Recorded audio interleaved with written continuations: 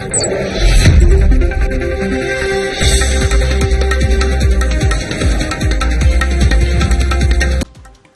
evening and welcome. You're watching the news track. I'm Rahul Kanwal. Hindenburg Research is back. This time it's targeting the SEBI chief.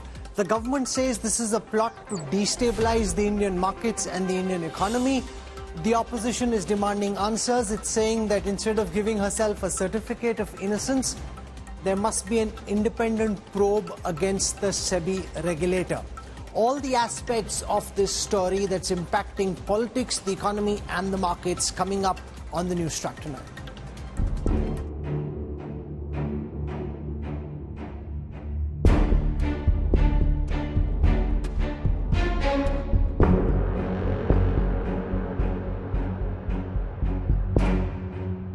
Hindenburg Showdown 2.0. Hindenburg SEBI row escalates.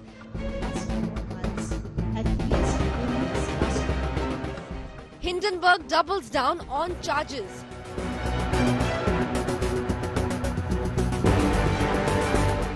Modi government versus opposition, war of words.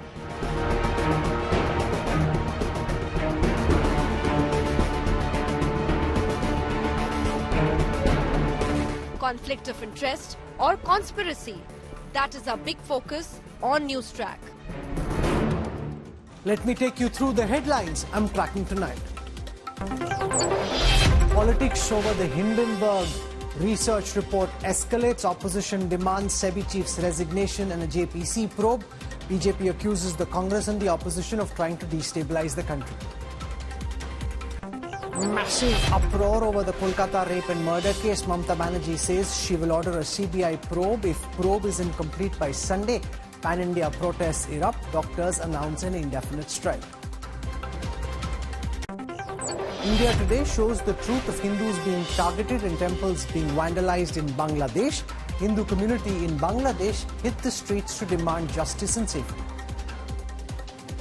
Yeah, they burned down everything. All I see, the family members here, the holy Bhagavad Gita, the religious book that I see in my hand. You see, the things have been literally, this is how they literally targeted the Hindu. Day ahead of Vinesh's medal verdict, India's Olympic Association washes its hands off the weight fiasco. PT Usha says it's an athlete's duty to maintain her weight. IAS fraud, Pooja Khedkar gets protection from arrest by the Delhi High Court until the 21st of August. Notice issued to Delhi Police and UPSC over why they need Khedkar's custody. Several crucial questions have been raised by global short seller Hindenburg in its latest research report about the SEBI chairperson Madhavi Puri Buch. The controversy, which initially centered around the Adani Group, has now expanded to allegations made against the country's market regulator and its chairperson. The biggest issue now is whether the SEBI probe into the Adani case was held back and diluted by Madhuri Puri Buch because of an alleged conflict of interest in this matter. The SEBI chairperson, for her part, has completely denied the charges.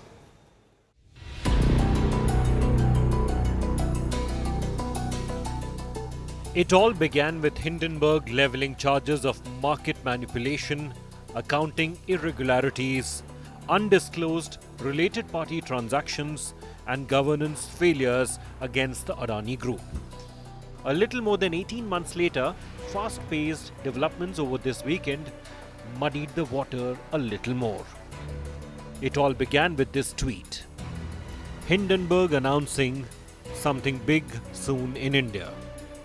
16 hours later came these flurry of tweets, accusing the SEBI chairperson of holding stake in offshore entities used in Adani money siphoning scandal.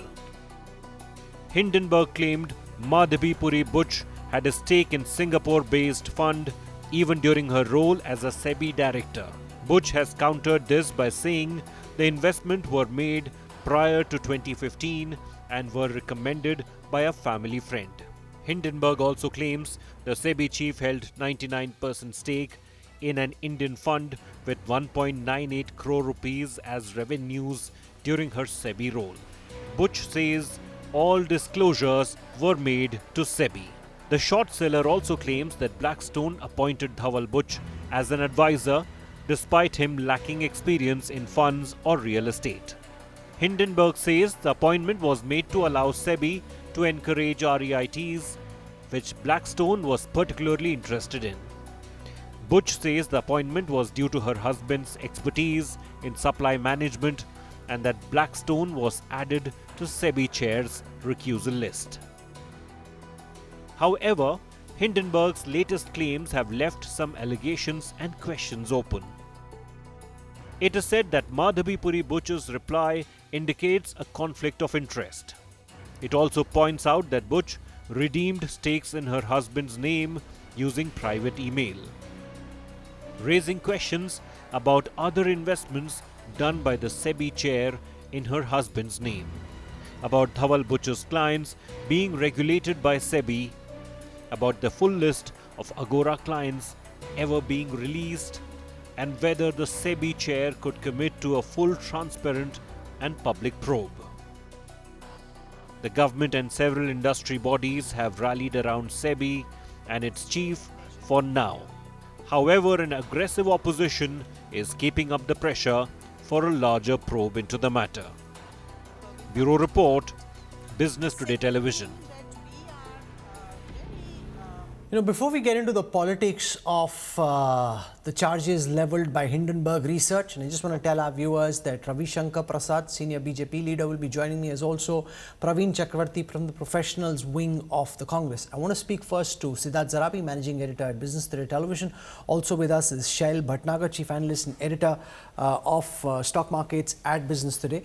So, Siddharth, what's the explanation from Madhuri Puri Butch about why this charge that's been leveled by Hindenburg Research hasn't been offered for an independent probe? The government has also come out and done a press conference to Ravi Shankar Prasad. Is there a requirement at this moment, according to you, for an independent probe? So, of the three major charges that had been levied by Hindenburg, one was opacity in transactions, second was ownership, and third were dealings of the spouse. That is in the simplest way. How has the SEBI chairperson and her husband responded to it? Point number one, they make it very clear that as far as the Singapore and India consulting firms, remember she had a career as a consultant also, they are dormant companies.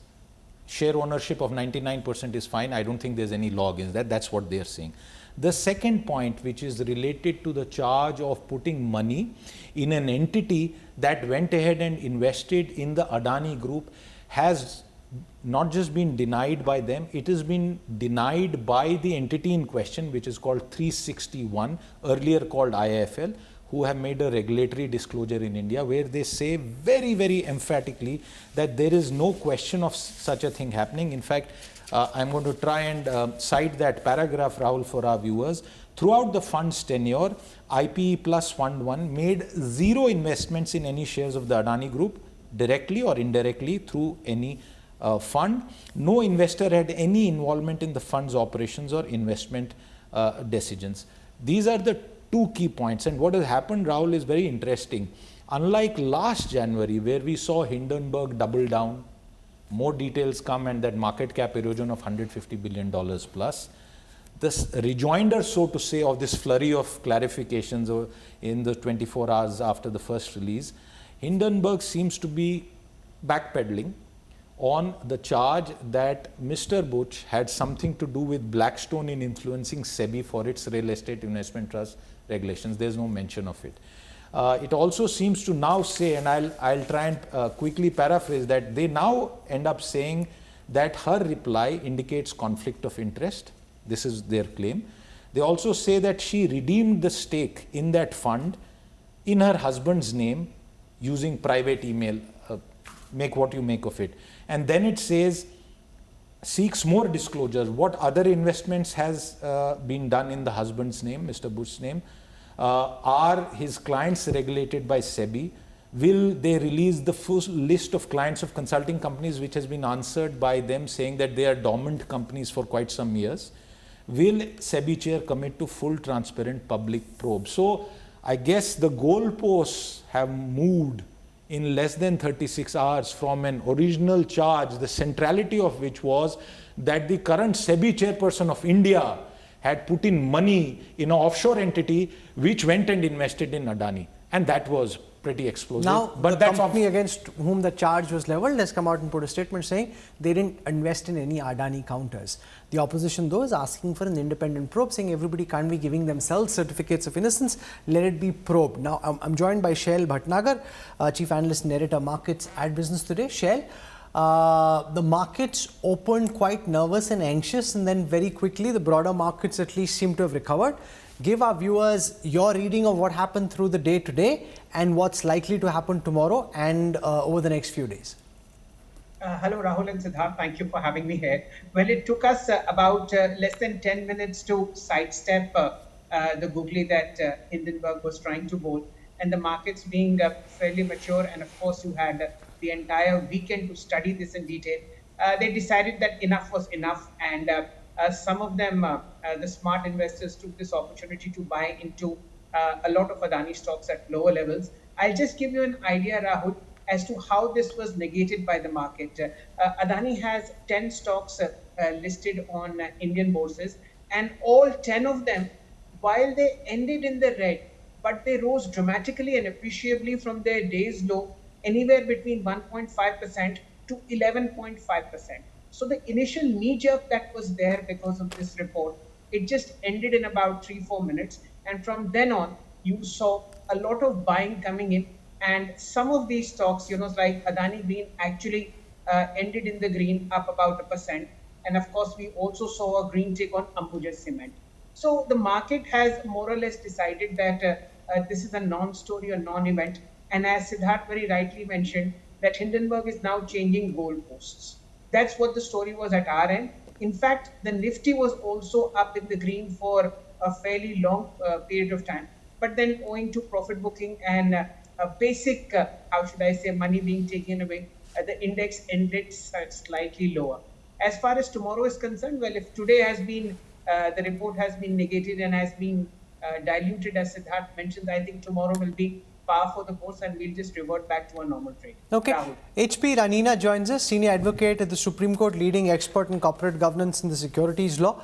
Mr. Ranina, your sense of the charges leveled by Hindenburg Research, the defense that you've seen from SEBI chief Madhuri Puri Buch, where she says that actually before she became SEBI chairperson, she started winding down some of these interests. She was a highly successful investment finance professional in her life before becoming regulator. The opposition, though, continuing to ask, why hasn't a probe been ordered so far, which is an independent probe? How do you see this play out in the ambit of the securities law? See, Rahul, the basic issue is that certain allegations have been made. They are without any substance. They are based on conjectures and surmises. The SEBI chairperson has given her point of view, which is very cogent reasons have been given. She is a lady of impeccable integrity, and there's nothing to doubt that what she has said is wrong. All the transactions took place before she took over as the SEBI chairperson, and after that, no transactions have taken place. So where is the question of having a probe? It is ridiculous that just because somebody in the foreign press says something, therefore the opposition should ask for a probe. This is no way for a responsible opposition to behave. They have to realize that they are dealing with their own senior, person who is in charge of, is a great regulator. And instead of defending her, they are trying to ask for a probe. Where is the question of a probe? In fact, the matter has been discussed. This has been a Supreme Court-based, investigation. Nothing adverse has been found. So just because Hindenburg writes something, in fact, they have been asked to reply to a particular notice which SEBI has issued to them. They have not done that. Instead of that, they make these allegations as a diversionary tactics. So these are ridiculous charges. And I think the time has come when we have to stand up to this type of, a scandalous way of doing things and making false allegations. And at the drop of a hat, you cannot ask for a probe. I think that's totally irresponsible. Siddharth, what's most likely to happen next? Well, I get the sense that some of the people who had earlier sort of litigated in this matter could continue to press home the point, citing the latest so-called revelations, and try and press home any advantage that they may have. Remember, of the 24 items really that were being probed in the earlier matter, SEBI has again clarified this Sunday that there is one probe that is set to be completed, and on the other 23, we imagine, because those details didn't come out in the public, but a very detailed sort of discussion happened at the Supreme Court. There was a separate committee that looked into it. Can anybody litigate and seek a fresh judicial order on this? That's very likely. Somebody is likely to go to the courts and ask for a fresh review. Absolutely. That could very clearly happen, and that is a possible outcome that we could see given the political sort of underpinnings around this. Meanwhile, political fireworks are exploding over the Hindenburg Research report. The opposition is alleging that the integrity of the Securities and Exchange Board of India itself has been compromised. They are also demanding the resignation of SEBI chief Madhuri Puri Buch. The BJP has launched a fierce counter-attack accusing the Congress of colluding with foreign powers like George Soros.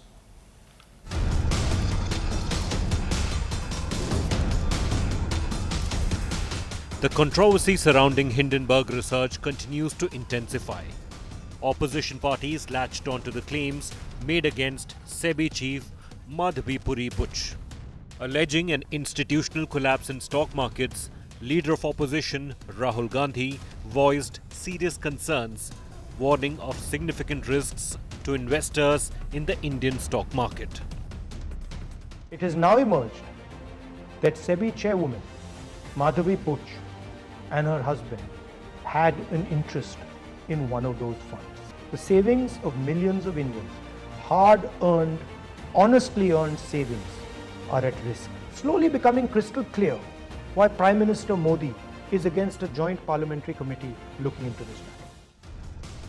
In response, the BJP intensified its attack against Congress, alleging it of conspiring to destabilize India's economy, and accused Rahul Gandhi of trying to unleash economic anarchy at the behest of foreign forces like George Soros. The Congress party, its allies, and its closest allies, the toolkit gang, have conspired together to usher in economic anarchy and instability in India. Opposition is now gunning for resignation of SEBI chief Madhuri Puri Buch. In 2015, you had invested into this very FBI that you now claim that you have no idea about the ultimate ownership. In 2018, you had personally corresponded with this particular fund on your own, in your own personal capacity. When the inquiry report started in 23-24, should you not have disclosed this? Opposition parties are demanding joint parliamentary committee probe into Hindenburg's claims, but the BJP rejected it as a political stunt. SEBI की अध्यक्ष का पैसा खुद ही उन offshore funds में लगा हुआ है जहां पर की जांच करने की जिम्मेदारी सेबी को सुप्रीम कोर्ट ने दिया। तो क्या सेबी के अध्यक्ष को सुप्रीम कोर्ट में नहीं बताना चाहिए था कि इन्हीं फंड्स में हमारे पैसे लगे हुए हैं? जब तक इसमें जेपीसी नहीं बनेगी तब तक इसकी निष्पक्ष जांच नहीं हो सकती। Any Tom, Dick and Harry sitting in foreign country will seek to destabilize India, and they will say JPC. They will belittle India's investors. They will belittle in India's stock market. That is their game. JPC's demand is a sham. The political fireworks come after Hindenburg on Monday escalated its feud with SEBI and its chief, accusing Buch and her husband of holding stakes in offshore funds linked to the Adani group. Hindenburg has been showcased by SEBI for a series of violations, but now claims conflict of interest by the market regulator. Bureau Report, India Today. The charges levelled in Hindenburg 2.0 leading to a big political face-off between the opposition and the ruling BJP. Joining us now live on this broadcast is Praveen Chakravarti, Chairperson of the Professionals Congress of the All India Congress Committee. Mr. Chakravarti, welcome to India Today. I want to start by placing before you the defense that we've heard from SEBI Chairperson Madhuri Puri Buch, and then what Hindenburg is saying on the back of it, and then we'll try and see whether the defense that's been put out stands to reason or not. So first and foremost, the SEBI chairperson says that the investment in the funds which were made, which are in question at the moment, were made in 2015 when they were both private citizens living in Singapore, and this happened almost 2 years before Buch joined SEBI as a whole-time member, let alone chairperson. So the SEBI chairperson, and you've been a successful professional in your own right. Now, before somebody assumes a post like that of regulator, if they've made some investments, and this is made in a fund, and it's the fund that ultimately goes out and takes investment decisions, you can't hold that person, that professional, a highly successful professional in her own right, accountable for what happened before she became regulator. So let that be the starting point of this conversation. Praveen Chakravarti. Okay, Rahul, first let us understand the background and the context in which this is coming out. Okay, I am not saying Ms. Madhabi Buch is guilty or innocent. The background and the context in which this is happening is there is a certain research report that's come out that has put out documentation alleging something about the head of the securities market regulator. Now, this comes at a time, when does it come? When last year, there was a very categorical report by many media houses, foreign media houses such as the Financial Times and Hindenburg about Adani money laundering. There was nothing that we heard from SEBI. Next, personally, Mr. Rahul Gandhi and I did a press conference soon after the elections, and I placed data. I said volumes in the stock market on the 31st of May doubled. It is extremely rare for this to happen. In any market in the world, when such volumes go double, there will be at the very least an inquiry by the market regulator. We heard nothing. In this background and context, when somebody says there is perhaps some vested interest for the chairperson of the securities market regulator to not act, it is then incumbent upon the securities market regulator's head to prove innocence and, or at the very least, allow for an inquiry to be done. And how can an inquiry be done? An inquiry can be done only, both ethically and legally, only if the chairperson steps aside, resigns, or recuses herself from daily operations. And that is the correct thing to do. So, as far as the inquiry is concerned, these are matters that have been taken up before the Supreme Court. New petitions are being filed to look at the new charges. I'll park that on the side. Let's take a look at the decision to invest in the fund in question. The SEBI chairperson says the chief investment officer of the fund, Anil Ahuja, was a childhood friend of the SEBI chairperson's husband, that they were at IIT Delhi together, that this is a Citibank, JP Morgan person, and that the fund in question has put out a statement to say that they never invested in any of the Adani counters. Okay. My simple question is, why is Ms. Buch dealing with this issue through the media, and Rahul Kanwal is certainly not a lawyer? Sure. Why is the hesitation to undergo an inquiry in this? I'll tell you what I find very strange in a lot of these things. There's been an allegation that has been made. She can issue a response. Because of the position that she holds and because of the context, she did not even open her mouth about the stock market activity after exit, the day before exit polls. I presented data. When you say Supreme Court inquiry, no, the committee said we did not get evidence of end beneficiaries, which is the data that SEBI should have ideally provided. Okay. So I will not absolve her. So in this case, why not conduct an inquiry? Why are you shying away from an inquiry? Hold that thought. Hold that thought. The Indian Venture Capital Association and the Association of Mutual Funds coming out and issuing statements in support of her. This is a personal matter of the head of the regulator with the research report. Okay. What business do these two industry bodies have to come and defend her? What do they know? So what does this all tell you? Okay, hold that thought, Yeah. Mr. Chakravarti. You've set the tone for what the opposition is thinking. I want to get in now a perspective from the government. Joining us now on this broadcast is senior BJP leader Ravi Shankar Prasad. Mr. Prasad, welcome to India Today.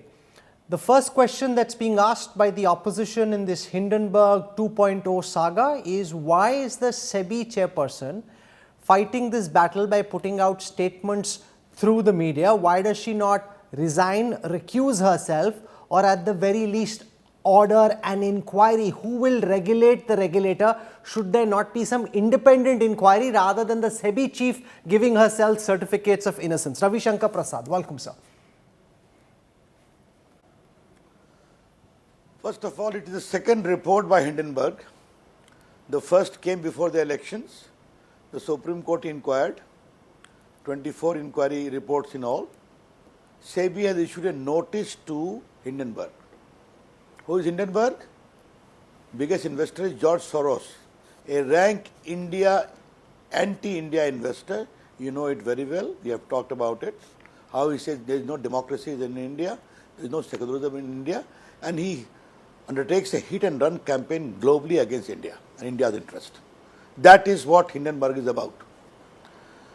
Hindenburg, instead of replying to the show cause notice, has come with a second report making these kinds of wild insinuations. What do you mean they should not reply? I am not standing for SEBI chief. It is entirely her outlook or his family. But she is fully entitled to respond to these wild insinuations. Second, there is a robust mechanism within the SEBI itself. I will gently advise Rahul, your assistant team in legal, to give you a briefing. There is a whole architecture in the SEBI Act where you can go in appeal to a tribunal headed by retired Chief Justice. In the SEBI board, there is a Government of India people, there is a Reserve Bank, there are economists, there is an independent director who take a decision. Again, decision of appellate body, you can go to Supreme Court. But the larger issue is, why did not Hindenburg, with all collusive agenda with opposition here, did not file reply to the show cause notice? And they are short sellers themselves. Therefore, by ushering in instability in the market, they want to benefit out of it. I mean, India is poised to go as the third economy in the world after fifth, removing the mess of Manmohan Singh government. Then all these things are happening to frustrate India's story. India, being the beneficiary of biggest FII and FDI, must be held back. I salute to the small investors. This time they are not buying that story. You want further inquiry by all these collusive conspiratorial allegations to cause havoc in the market. Not acceptable. So the government's charges that Hindenburg Research is acting in cahoots with the Indian opposition. The opposition counters by saying, if that was the case, wouldn't this have come much earlier in the budget session, soon after or before the budget? It's come when the budget session was already over. The next session is still some distance away, and therefore it's clearly not playing on an Indian political calendar. If it were, it would have come 7-10 days earlier than it actually did. Maybe Hindenburg is just doing its own job and the Indian opposition has nothing to do with it. Mr. Prasad. The reply is very straight. The first report was when? Before the elections, to cloud the elections. The second report is after the results. Naturally, they also want some time to show their responsibility. They have been defeated third time in succession. Therefore, this whole Parliament is over, let's open the floodgate again. That's my charge. And Rahul Kamal, why only Hindenburg? Why no other report questions like this? Why only this agency? And by the way, with your stature of extensive experience of Indian journalism, in the whole 10 years of Mr. Manmohan Singh as Prime Minister, we have so many shames, scandals, scams, from coal to 2G to whatnot, in which many foreign investors were involved. Antriksh Devas, Westland helicopter. Why there was no report like this? I am only outlining the suspicious circumstances. Second, very important, Rahul Kanwal, does the Congress party and the toolkit gang spare anyone? They condemn the election commission, a constitutional body. They condemn you people, the media, called you Bika Hua media.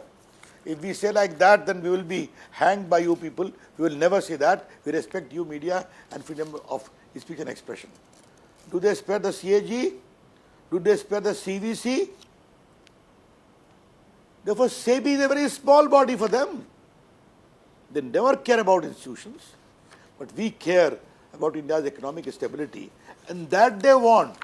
Have a can of worms, without basis, without foundation, keep a dangling sword overhead about India's economic potential so that foreign investors and FIIs go back or reluctant to invest in India.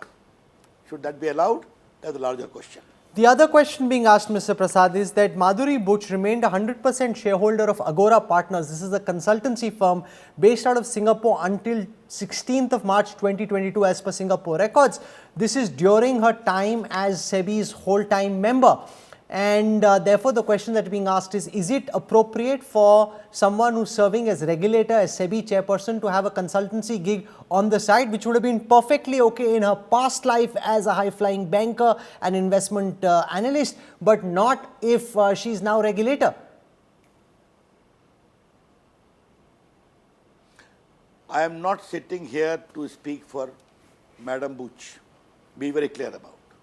Nor I wish to. She and her husband have issued a detailed reply, except as a student of law, I want to highlight there is enough safeguard available in the whole mechanism of SEBI about recusal in case of conflict of interest. But larger question, Rahul, I would like to flag. Should we again make these bodies only being managed by retired bureaucrat IAS, or should not allow some fresh, experienced people of great eminence to come and help India's economic growth and stock market management? That's a larger question. तो फिर कोई नहीं आएगा, माफ करें आप. सिर्फ असफल, unsuccessful, who could never make anything in their life, would make a beeline for parvey and psychophancy to become a board member. Why should anyone who has a promising career should come? That's a larger question. For the first time, I'm flagging this on issue, and I'll appreciate if there's a good debate on it. Otherwise, no person of competence will come. Sorry. Someone comes to do a work for the country. Why should? Therefore, please, let us not reduce this public debate on a national channel like yours to a tutu-meme because of the Congress party arrogance and, as I said in my press conference, in their pathological hatred against Narendra Modi, they have started hating India itself, India's growth story. Don't allow that to happen. Should the government order a new probe on the back of these charges, given that they now concern the regulator?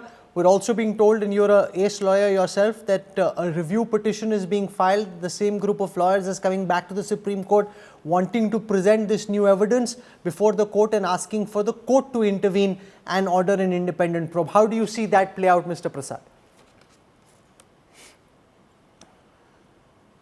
Is there any bar to a review application not being filed? Since you mentioned, yes, I am also a small-time student of law and lawyer. Is it not a fact, Mr. Rahul Kanwal, that many people are doing their politics from the corridors of Supreme Court? मेरे दोस्तों, अगर politics करना है मैदान में आओ, लड़ो, जीतो. Don't do politics from the corridors of Supreme Court. This I have said earlier, and today is the time for me to repeat it. Many failed politicians are doing their politics from the corridors of Supreme Court under the garb of gown. Don't do that. Politics is a serious business. Yes, they have gone to Supreme Court. The court will take a call. The government will respond in the Supreme Court. No one has stopped it. But will they be sure, or again like Rafale, they will start insinuating against the Supreme Court and again apologize under the garb of contempt?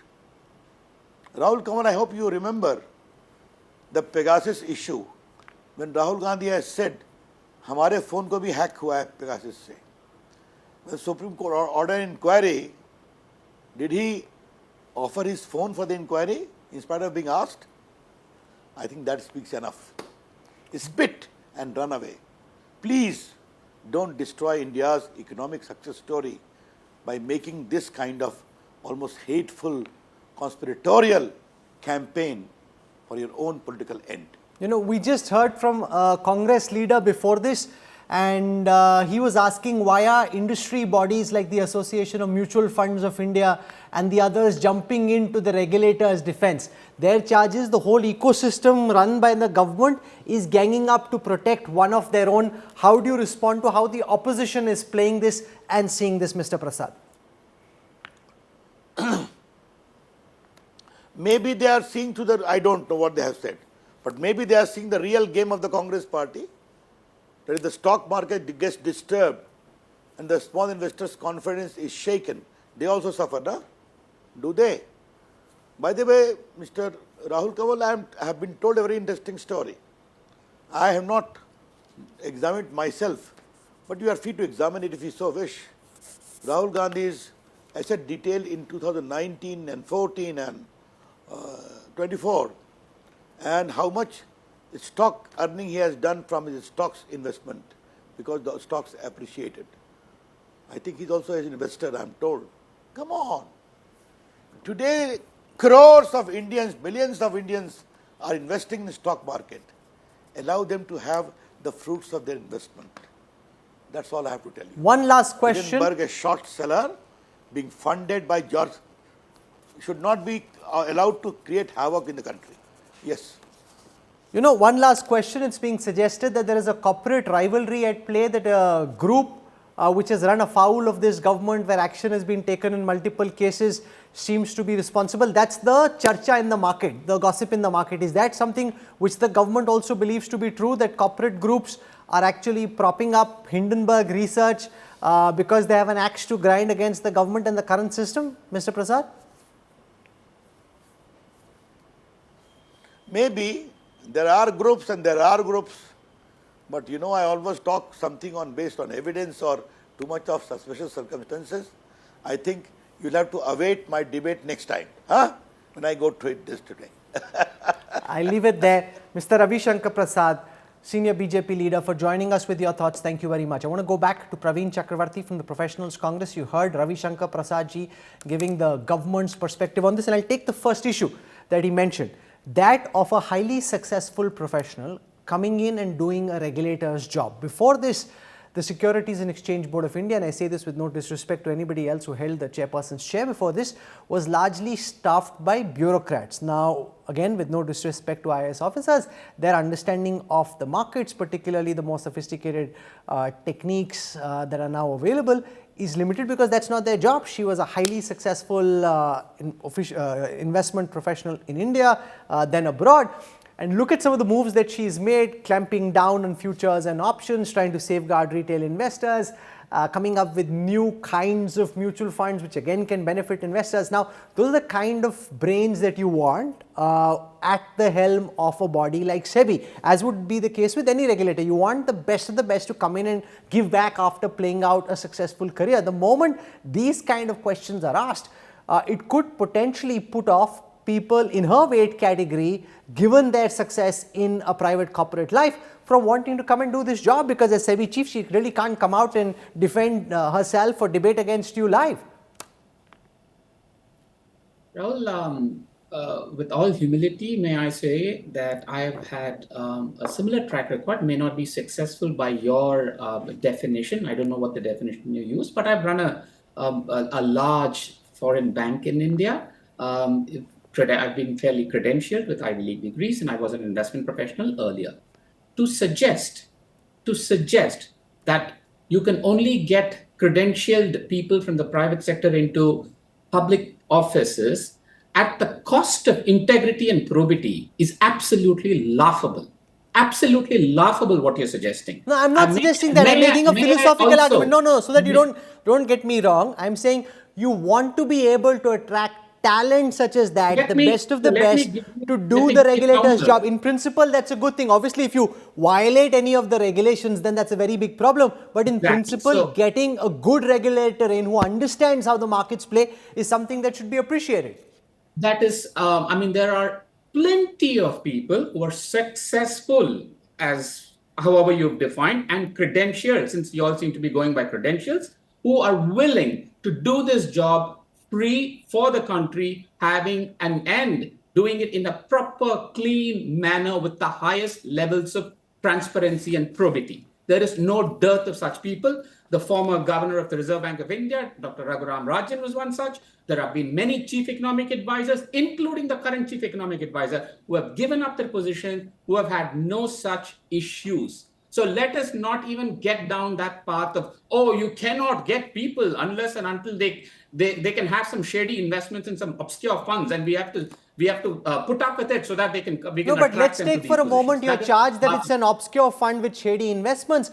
The fund itself has put out a statement to say that not once did they invest from the time the fund was started up till the time it was wound down. They never invested in any Adani counter. The charge is that she made money off Adani chips. The fund itself, we don't have the investment record in front of us, but they've put out a formal statement which has to be taken at face value. They're saying, we never invested in any Adani counter. Like I said, you are not a lawyer the last time I checked. It is an allegation that has been made. Okay, even if that were to true, and I heard Mr. Prasad's almost political bhashan. I thought this was I think he mistook this for some Bihar political rally. But why? My simple question. Fine, she may be absolutely innocent. I do have a lot of respect for her. Why not an inquiry? Why are you scared of an inquiry? Why? The first thing anybody would have done is to say, I recuse, I step aside, and allow for an impartial, objective inquiry, and that will prove that I am clean. Simple. Why has that not happened? Why did she not order an inquiry after the exit poll scam that we highlighted when volumes doubled? What was that conspicuous silence about? This is why. It is in this context that it leads to certain apprehensions and certain doubts about Ms. Butch's position as the head of the securities market regulator. I am sorry to say, but today, as things stand now, because of her behavior, she has lost trust and confidence of 50 million investors as well as the opposition. You're saying she's lost the trust and confidence of investors. The markets there was a concern that the markets could crash this morning through the trade. There was volatility, there was an initial dip, most of which was recovered, and the markets seemed to be fairly stable. I mean, the whole idea that this would lead to chaos and panic didn't seem to unfold in that fashion. If one day were a trend, then I think you and I would be very savvy market investors. So just hold your horses. I think the real question is today, the fact that we're even debating and discussing this, the fact that there was some trepidation in the markets, what does that tell you? That there are questions being asked. Isn't it not in the national interest to put this issue to bed? I want foreign investors. I want our stock markets to do well. All of us want funds to come in. Why? Why is everyone from a former union minister to industry bodies such as the Indian Venture Capital Association and the AMFI coming out and batting for an individual? Why not get an inquiry done? Okay, you've made that point about an inquiry. I want you to respond to Ravi Shankar Prasad's charge and the BJP's allegation that Hindenburg Research is funded by George Soros, who seems to have an axe to grind against this government, seems to have an axe to grind against Indian democracy, and is seen by the government as being a destabilizing force. I think it was the British intellectual Samuel Johnson who said patriotism is the last refuge of you can complete it. So I think fine. Even if that allegation is true, come let's conduct an inquiry. Please do conduct an inquiry and find out if Hindenburg is funded by George Soros or some other Soros or whatever, whoever it may be. Conduct an inquiry, please. Okay, what's the next step from the opposition lens on this? It is. I think this is a serious matter, and I say that with a lot of responsibility as someone who has come from the private sector to public life, as someone who actually bats very heavily for getting talent from the private sector. I think it is very, very important that we do not let such issues roil this whole process of getting talent into public life. It is very, very important. So my simple suggestion is, Ms. Butch, please recuse or resign. Let there be an inquiry. We will have to, the parliament committees will have to take over to ensure that there is an impartial inquiry done. And we will promise and guarantee an impartial inquiry, absolutely an objective inquiry from our side. All we are saying is, allow that to happen. Okay. Let's put this to rest. Praveen Chakrabarty, for joining us on the show. Thank you very much. You've heard from the government, you've heard from the opposition. There have been many, including the Western press, who've been denying the attacks on Hindus in Bangladesh. But the truth is that minorities are being targeted, temples are being vandalized. India Today's Ashutosh Mishra is at ground zero. Here's his report.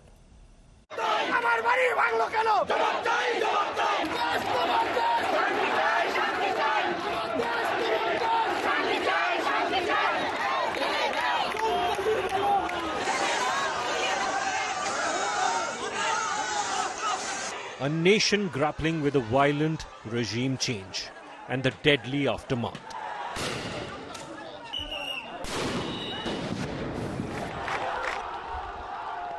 Which has seen orgy of violence sweeping through Bangladesh. Its minority Hindu population facing deadly attacks, arson, assault and murder.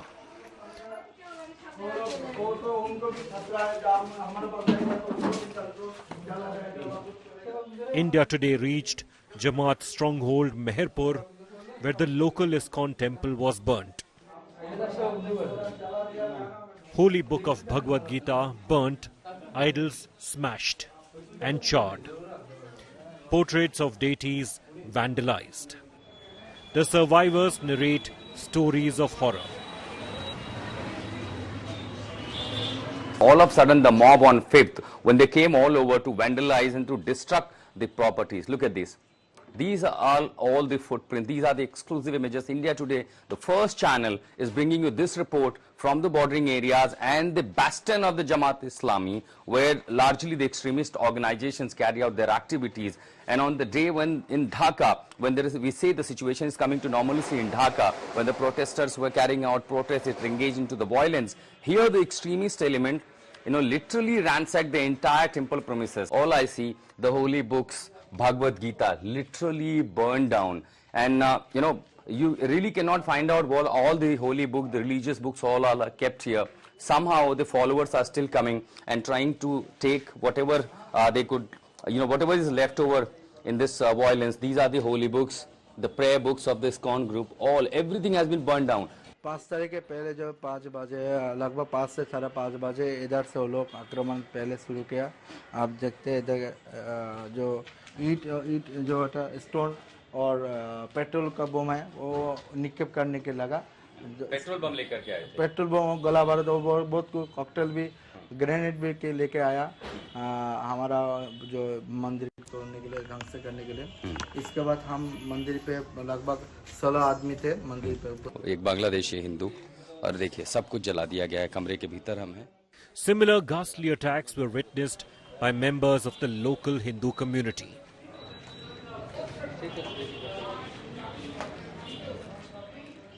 What you see right behind me is a property, literally, a well-doing family, lawyer for 5 generations, Mr. Bhattacharya.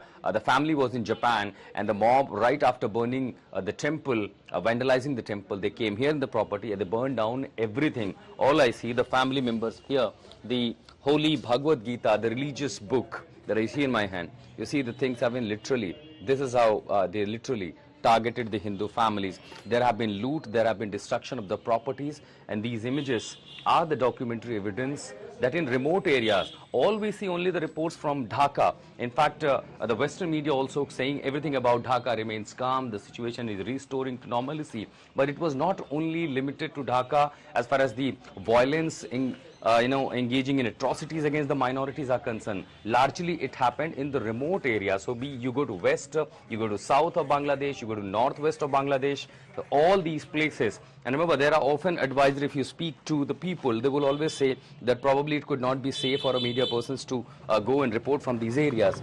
We travel literally 275 kilometers to reach to this place and bring you these reports that how, the violence and the properties were looted. The cops who should save the minorities are themselves vulnerable. It has now been left to the army to shield cops.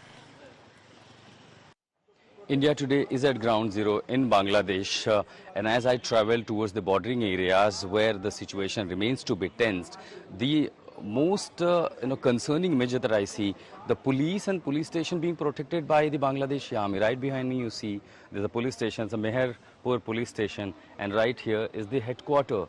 So the Meherpur police headquarters, where eventually the police personals are not locked, but they cannot go outside. Ever since the violence started, the police persons also fear threat to their life.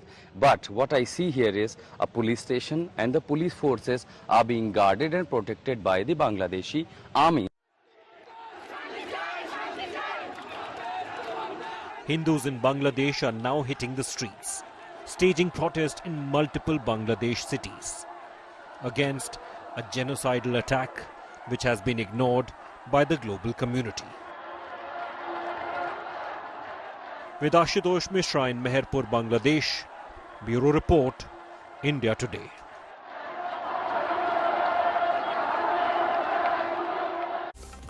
This is where we wrap up the news track tonight. For your time and your trust, thank you very much. I look forward to seeing you 8 p.m. tomorrow evening. Till then, from all of us here, goodbye, good night.